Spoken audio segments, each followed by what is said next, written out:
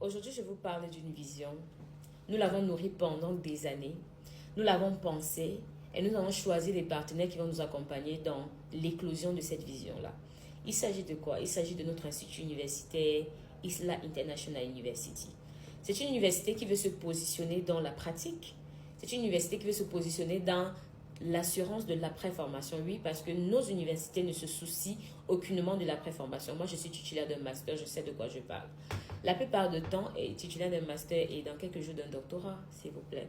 Alors, la plupart de nos universités ne se soucient pas de ce que les candidats deviennent après la formation. Vous allez voir quelqu'un qui va faire une licence et après va retourner au quartier, il va aller pousser, il va aller je ne sais où. Non, ce n'est pas la vision que nous avons pour notre institut universitaire.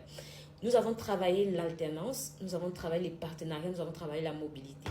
Alors, nous avons déjà signé des conventions avec plusieurs universités, parmi lesquelles Université Brenner aux États-Unis, des universités en Turquie et des universités en Tunisie qui vont permettre que vous pouvez faire niveau 1, niveau 2 au Cameroun et aller poursuivre par la suite dans l'une de ces universités-là. La mobilité, c'est très important. Pourquoi aller étudier à l'étranger? Étudier à l'étranger ne veut pas dire partir pour ne plus revenir. C'est juste parce qu'on s'est rassuré que, et on a fait le constat que les systèmes d'études méditerranéens, européens, américains sont les meilleurs en termes de pratique. Je vais prendre un cas. Je prends le cas de l'université dont je fais la promotion de la bourse ici tout le temps. MIT University. Un apprenant qui est sorti là-bas, qui a fait le développement web, n'atteint pas, un apprenant camerounais qui a fait le développement web au Cameroun n'atteint pas la cheville d'un apprenant qui a fait le développement web à MIT University. Pourquoi? Parce que c'est un système universitaire propre à l'Europe et à l'Occident. Donc, nous allons pratiquer la même chose ici chez nous, de sorte à ce qu'il y ait des plateaux techniques adéquats, des laboratoires adéquats qui vont permettre à chaque personne sortie de Isla International University de se voir capacité et se voir challenger sur la sphère internationale. Le bilinguisme sera au centre de notre politique de formation. Les jeunes Camerounais ne sont pas bilingues.